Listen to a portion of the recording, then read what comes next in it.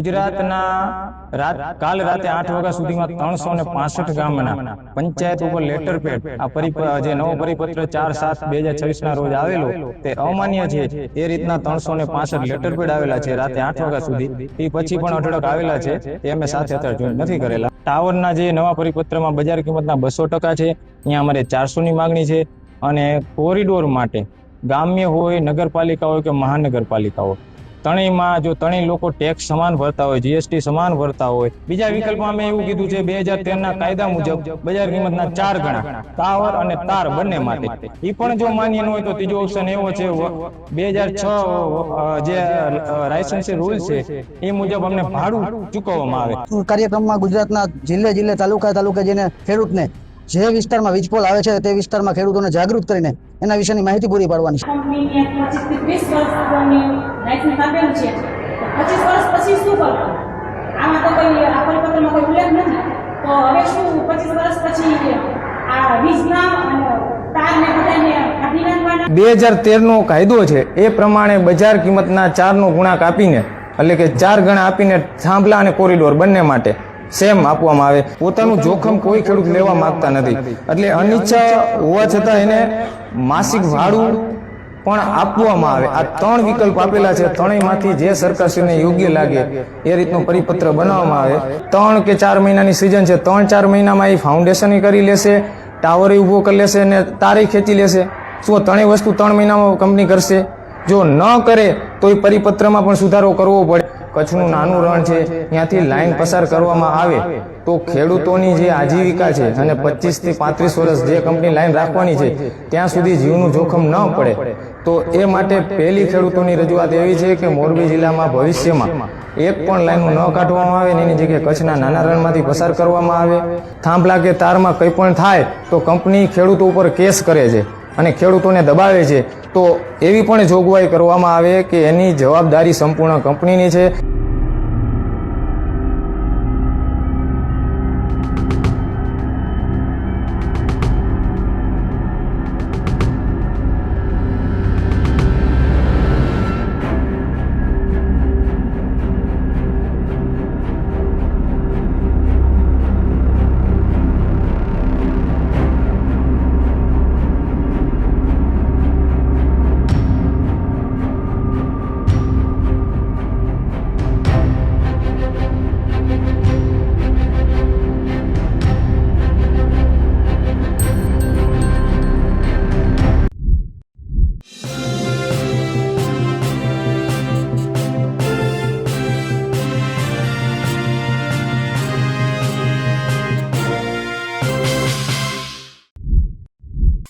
મોરબીના જેતપરમાં ખેડૂતો છેલ્લા ઘણા સમયથી વીજ લાઇનના મુદ્દાને લઈને આંદોલન કરી રહ્યા છે અને હવે આજે જેતપરથી મોરબી કલેક્ટર કચેરી સુધી રેલી યોજાઈ, જ્યાં વિશાળ સંખ્યામાં ખેડૂતો અને મહિલાઓ હાજર રહ્યા. આ વખતે જેતપરના ખેડૂતો સરકાર સામે લડી લેવાના મૂડમાં છે, ત્યારે કલેક્ટર કચેરીમાં નેહુલ અમૃતિયા સહિતના આગેવાનોએ રજૂઆત કરી. નમસ્કાર, હું છું ચંદ્રિકા પુત્રી નિરાલી મહેરિયા. તો આવો સાંભળીએ આ ખેડૂતોએ શું કહ્યું. તમે જે કલેક્ટરને આવેદન કરાયું, આવેદનમાં શું માંગ કરવામાં આવી છે ને કેટલા લોકો આવેદન પત્ર આપવામાં આવેલું છે. સાથે એની સાથે અમે જે નવો પરિપત્ર છે એમાં જે કંઈ અમારા તરફથી જે ગુજરાતના લોકો તરફથી સજેશન આવ્યા હતા, દરેક જિલ્લામાંથી આપણે જેતપર 8 અને 9 તારીખે બોલાવેલા, એ તમામ સજેશનોને ધ્યાને લઈને આખું એક લખાણ તૈયાર કરેલું છે માગણીનું, એ પણ સાથે છે. અને એની સાથે ગુજરાતના કાલ રાતે 8 વાગ્યા સુધીમાં 365 ગામના પંચાયત ઉપર લેટર પેડ જે નવો પરિપત્ર 4/7/2026 ના રોજ આવેલો તે અમાન્ય છે એ રીતના 365 લેટર પેડ આવેલા છે રાતે 8 વાગ્યા સુધી. એ પછી પણ અઢળક આવેલા છે એ અમે સાથે અત્યારે જોઈન્ટ નથી કરેલા, પણ ભવિષ્યમાં એ પણ જોઈન્ટ થશે. અને મુખ્ય માગણીમાં અમારે જે ટાવરના જે નવા પરિપત્રમાં બજાર કિંમતના 200% છે, અહીંયા અમારે 400 ની માંગણી છે. અને કોરિડોર માટે ગ્રામ્ય હોય, નગરપાલિકા હોય કે મહાનગરપાલિકા હોય, ત્રણેયમાં જો ત્રણેય લોકો ટેક્સ સમાન ભરતા હોય, જીએસટી સમાન ભરતા હોય, તો ત્રણેયની બજાર કિંમત તો અલગ અલગ જવાની છે. કારણ કે જ્યાં જેવી માર્કેટ રેટ અહીંયા પ્લસ ઓર માઇનસ આવશે બજાર વેલ્યુ, તો સ્લેબ એક સરખો રાખવામાં આવે. એટલે અહીંયા ત્રણેય માટે 260% સ્લેબ માગણી કરી છે. આ અમારો પહેલો વિકલ્પ હતો ટાવર અને કોરિડોર માટે. બીજા વિકલ્પમાં અમે એવું કીધું છે 2013ના કાયદા મુજબ બજાર કિંમતના 4 ગણા ટાવર અને તાર બંને માટે. એ પણ જો માન્ય ન હોય તો ત્રીજો ઓપ્શન એવો છે 2006 જે લાયસન્સી રૂલ છે એ મુજબ અમને ભાડું ચૂકવવામાં આવે. ખેડૂતો અને કંપની સાથે બેસીને કલેક્ટર સાહેબ ભાડું નક્કી કરી આપે. આ ત્રણેય ઓપ્શન અમે આપેલા છે. ત્રણેયમાંથી સરકારશ્રી કરે છે. બરોબર, આ ત્રણેય માગણી મૂકેલી છે. તે સિવાયની બીજી અઢળક માગણી છે. તે સિવાયની 24 થી 25 માગણી છે. એ તમને આની નકલ મળી જશે. એમાં એક અભ્યાસ કરી લેજો. આગામી કાર્યક્રમો શું કેવી છે? કન્ડિશનના માગણી નથી સ્વીકારતો. આગામી કાર્યક્રમ આવતા આગામી સમયમાં તમારા કાર્યક્રમો કેવી રીતે? કન્ડિશન માંગ નથી સ્વીકારતો. આગામી કેવી રીતે? આગામી કાર્યક્રમમાં ગુજરાતના જિલ્લે તાલુકે જેને ખેડૂતને જે વિસ્તારમાં વીજપોલ આવે છે તે વિસ્તારમાં ખેડૂતોને જાગૃત કરીને એના વિશેની માહિતી પૂરી પાડવાની છે.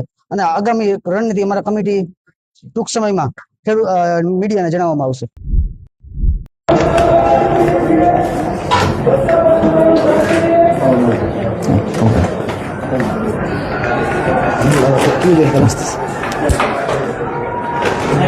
હા ના બેસો બેનો, તમે બેસો અમે ઉભા રહીશું. બેસો તમે વહી જાઓ ગમદાર. હવે અહીંયા મજા આવશે. બેસો બાપુ બેસો. ઉભા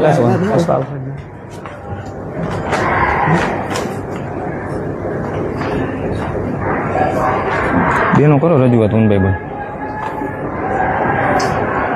ઉભા થઈને બેનો કરો. ઉનભાઈ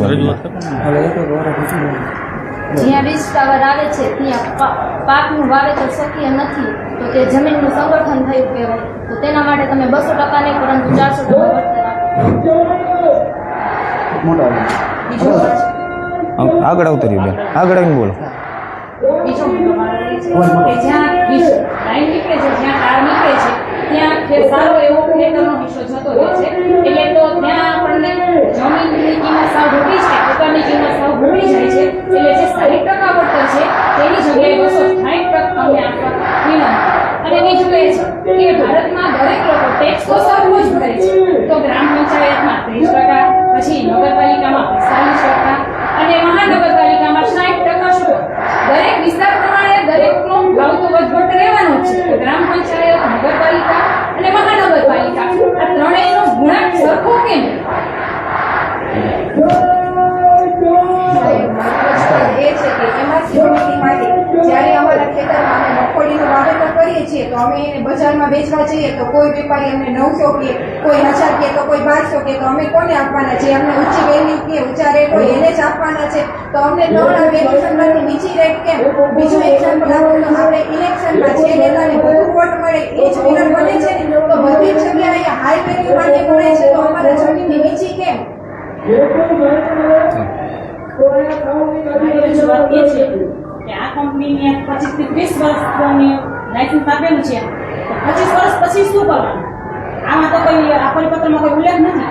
તો હવે શું 25 વર્ષ પછી આ વીજ કામ અને તારને બધાને કાઢી નાખવાના કે ખેડૂતનું વળતર પાછું ફરીવાર બીજી વાર આપવામાં આવશે?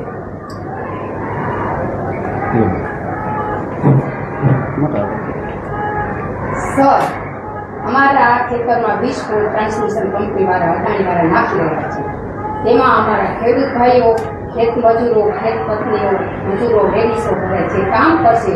તેના જે નુકસાન થાય, કોઈ જીવનું જોખમ આવે એનું વીમા કવચ આ કંપની વાળાએ કઈ પરિપત્રમાં ઉલ્લેખ આપ્યો નથી. સાહેબ, અમારી આ જિંદગી જોખમમાં મૂકીને અમારા પૈસા કરતા પણ અમારા જીવનનું મૂલ્ય ઊંચું છે.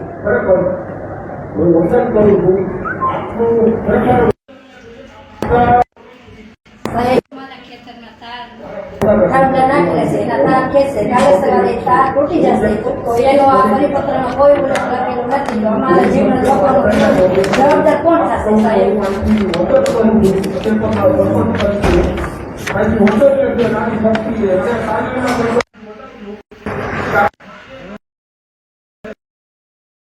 ગુજરાત વિભાગે 4/7/2026 રોજ પરિપત્ર જાહેર કરેલો છે. અત્યારે અમારી પાસે 365 કાલે રાતે 8 વાગ્યા સુધીમાં પંચાયતના લેટર પેડ ગામમાં સભા કરેલી છે. અને એ ગામ લોકો દ્વારા આ નવો પરિપત્ર 365 અત્યારે હું કાલે રાતે 8 વાગ્યા આવ્યા ત્યાં સુધીના હું લઈને આવેલો છું નકલ. તે પછી અઢળક લેટર પેડો આવે છે ગુજરાતમાંથી, તમામ ગામડામાંથી. એટલે આ નવો પરિપત્ર ખેડૂતોને કંપની હિતેચ્છુ લાગે છે, ખેડૂત હિતેચ્છુ કરતા. એના માટે જે અમારી ડિમાન્ડ છે કે ટાવર બેઝમાં નવા પરિપત્રમાં બજાર વેલ્યુના 200% છે.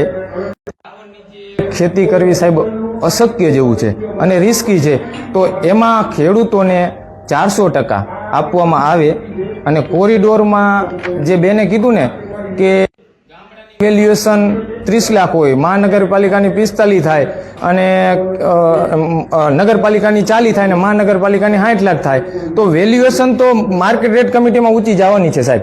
તો પછી સ્લેબ કોરિડોરમાં સ્લેબમાં 30, 45 ને 60 એમાં શું કામ અલગ કર્યું? આખા ભારતના લોકો ટેક્સ સમાન ભરે સાહેબ, તો ઈ કોરિડોર માટે ક્રાઇટેરિયા તો સમાન હોવો જોઈએ. અને એ ક્રાઇટેરિયા અમે ગ્રામીણ અને મહાનગરપાલિકા ત્રણેય માટે 260%ની માગણી કરી છે, જેથી કરીને અમને યોગ્ય વળતર મળી શકે. એ ન કરવું હોય તો એના વિકલ્પ રૂપે જે 2013નો કાયદો છે એ પ્રમાણે બજાર કિંમતના 4નો ગુણાક આપીને, એટલે કે 4 ગણા આપીને થાંભલા અને કોરિડોર બંને માટે સેમ આપવામાં આવે. ઈ પણ ન આપવું તો વિકલ્પ રૂપે આપેલું છે લાયસન્સી રૂલ્સ 2006 નિયમ 3B2 મુજબ ખેડૂતોને અનિચ્છા છે થાંભલો નાખે. કોઈ ખેડૂતોને 25 વર્ષ જોખમ લેવું ગમતું નથી સાહેબ. પૈસા ભલે આવે પણ પોતાનું જોખમ કોઈ ખેડૂત લેવા માંગતા નથી. એટલે અનિચ્છા હોવા છતાં એને માસિક ભાડું પણ આપવામાં આવે. આ 3 વિકલ્પ આપેલા છે. ત્રણેયમાંથી જે સરકારશ્રીને યોગ્ય લાગે એ રીતનો પરિપત્ર બનાવવામાં આવે. અને એક પ્રશ્ન એ છે, માર્કેટ રેટ કમિટીમાં જે IBBI માંથી જે સર્વેર સિલેક્ટ કરવાના હોય સાહેબ, એ કેટેગરી 1 હોય છે. અને અમારી એટલે પ્રશ્ન અહીંયા છે પ્રશાસનને, આ જે લાઈન નાખે છે એનો ઉપયોગ ધંધા માટે છે, વાણિજ્ય છે, તો શું અમારી એગ્રીકલ્ચર જમીન પણ વાણિજ્ય જમીન ગણી સર્વેયર માર્કેટ રેટ કાઢશે કે પછી એગ્રીકલ્ચર લેન્ડ ગણીને જ એની માર્કેટ કિંમત કાઢશે? જો એગ્રીકલ્ચર લેન્ડ ગણીને જ માર્કેટ કિંમત કાઢવાની હોય તો IBBIના સર્વેયર કેટેગરી 1માં આવે. એમાં સિવિલ એન્જિનિયર હોય છે અને એગ્રીકલ્ચર લેન્ડની વેલ્યુએશન માટે કેટેગરી 2 વેલ્યુઅર જોઈએ, અને તો એની નિમણૂક કરવામાં આવવી જોઈએ લેન્ડ ગણીને વેલ્યુએશન કાઢવાની હોય તો. અને જો વાણિજ્ય હેતુ ગણીને કાઢવાની હોય તો IBBના સર્વેયર ચાલે.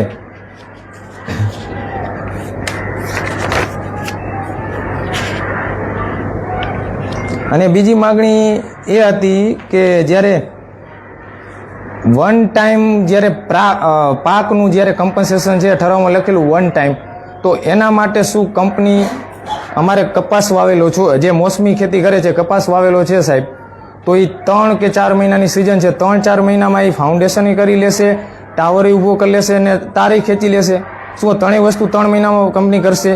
જો ન કરે તો એ પરિપત્રમાં પણ સુધારો કરવો પડે કે જેટલી વખત ક્રોપ ડેમેજ કરે, નુકસાન કરે કે બીજું અન્ય અમારી નુકસાની કરે એનું 3 કે 4 જેટલી સિઝનમાં એ કામ પૂરું કરે એટલું વળતર અમને મળવું જોઈએ. એ પણ અમારી માગણી છે. અને શક્ય હોય ત્યાં સુધી, અને ખાસ કરીને કચ્છ જિલ્લો, મોરબી જિલ્લો અને સુરનગર, અડધો ધાંગધ્રા જિલ્લામાં તો સાહેબ કચ્છનું નાનું રણ છે, ત્યાંથી લાઈન પસાર કરવામાં આવે તો ખેડૂતોની જે આજીવિકા છે અને 25 થી 35 વર્ષ જે કંપની લાઈન રાખવાની છે ત્યાં સુધી જીવનું જોખમ ન પડે. તો એ માટે પહેલી ખેડૂતોની રજૂઆત એવી છે કે મોરબી જિલ્લામાં ભવિષ્યમાં એક પણ લાઈનો ન કાઢવામાં આવે ને એની જગ્યાએ કચ્છના નાના રણમાંથી પસાર કરવામાં આવે. બરોબર?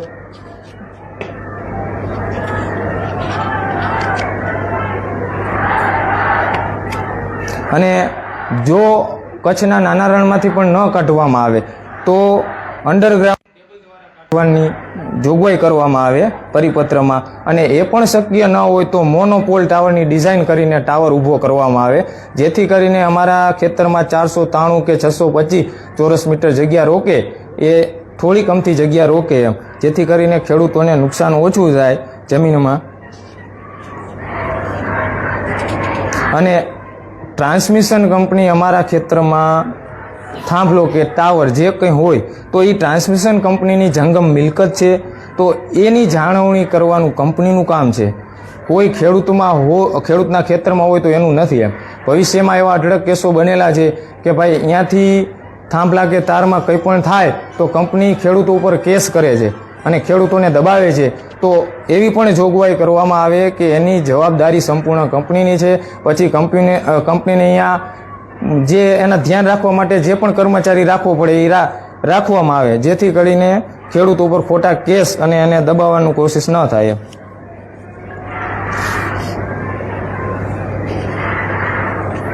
અને જે આ વળતર ચૂકવવા પાત્ર છે એ ટેક્સ ફ્રી હોવું જોઈએ એવી પણ ખેડૂતોની માગણી છે. જે ઓએનજીસીમાં ભાડાની સિસ્ટમ હતી, અહીંયા જીએસટી અમુક વખત લાગેલો અને પછી ખેડૂતની રજૂઆત થતાં અહીંયાથી બંધ કરેલો છે. તો એમાં પણ ટેક્સ કે જીએસટી ન લાગે એ પણ જોગવાઈ અંદર કરવામાં આવે. અને બીજું કે કંપની આમાં પરિપત્રમાં એવી જોગવાઈ છે કે કલેક્ટર સાહેબ કંપનીને એડવાન્સ વળતર ચૂકવવાની શરતે હુકમ કરી શકે. એની જગ્યાએ ખેડૂતોની એવી માગણી છે સાહેબ કે કંપની વળતર એડવાન્સ પેમેન્ટ કરીને સ્લીપ કલેક્ટર સાહેબને જમા કરાવે, પછી જ કલેક્ટર સાહેબ આગળનું 16 હેઠળનું પ્રોસિડિંગ ચાલુ કરે સાહેબ. તે પહેલાં ન કરે, કારણ કે તમે જો કંપનીને ચૂકવવાની શરતે હુકમ કરી આપો એટલે તરત કંપનીવાળા ખેડૂતના ખેતરમાં કામ કરવા આવે છે. અને ખેડૂત નાનો બિચારો બાપડો છે એટલે એ પ્રશાસનને અને કંપની સામે પહોંચી ન શકે એટલે દબાવીને કંપની કામ કરે એવા અઢળક કેસો ધ્યાનમાં આવેલા છે. અને પાછળનું પરિશિષ્ટ જે નવા પરિપત્રમાં છે એમાં અમે ચેન્જીસ કરેલા છે, જેથી કરીને ખેડૂતોને ડિસ્ટ્રિક્ટ કોર્ટમાં 16 હેઠળ જવું પડે. તો એમાં અમે નીચે લખેલું છે કે આ જે વળતર એમઆરસી કમિટીમાં બજાર વેલ્યુએશન નક્કી થાય એ ખેડૂતોને અમાન્ય હોય એવું પણ બની શકે, કારણ કે એમાં 3 વેલ્યુએશનમાંથી નીચલા 2 લેવાના છે સાહેબ. તો એમાં ખેડૂતોનું કદાચ વેલ્યુઅર આવે ઊંચો ભાવ કરશે તો એ ધ્યાન જ નથી લેવાનો થતો. તો એમાં ખેડૂતોને એમઆરસી કમિટીમાં જે રેટ તૈયાર થયો છે એ જ અમાન્ય હોય અને એ પરિપત્રના ઉલ્લેખ કરીને જે ટોટલ કોટેશન આવેલું હોય તો એ વાંધા સાથે સ્વીકારી અને આગળ ડિસ્ટ્રિક્ટ કોર્ટમાં પણ જઈ શકે. એટલે પરિશિષ્ટ માં પણ સુધારો કરવામાં આવે. આ માગણી છે. એની સાથે 365 ગામના ગ્રામ પંચાયતના લેટર પેડ ઉપર આ પરિપત્ર અમાન્ય છે એ રીતનું સરપંચની સહી સિક્કા સાથેના લેટર પેડ છે. અને બીજા પણ અઢળક હજી આવશે. અત્યારે 365 લઈને હું આવેલો છું. એટલે આ અમારું આખું આવેદનપત્ર અને અમારી માગણી બંને આમાં સાથે છે સાહેબ. આવતર્યું બેનો, આવતર્યું બેનો તમે દીઓ આગળ સાહેબ. આવતર્યું બે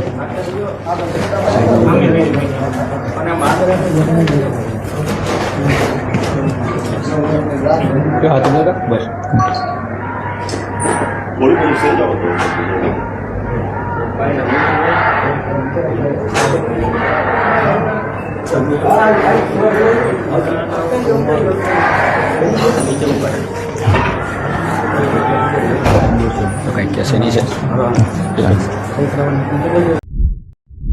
તો જેમ તમે જેતપરના ખેડૂતોની વાત સાંભળી, તમે આ વિશે શું વિચારો છો અમને જરૂરથી કમેન્ટ કરીને જણાવજો.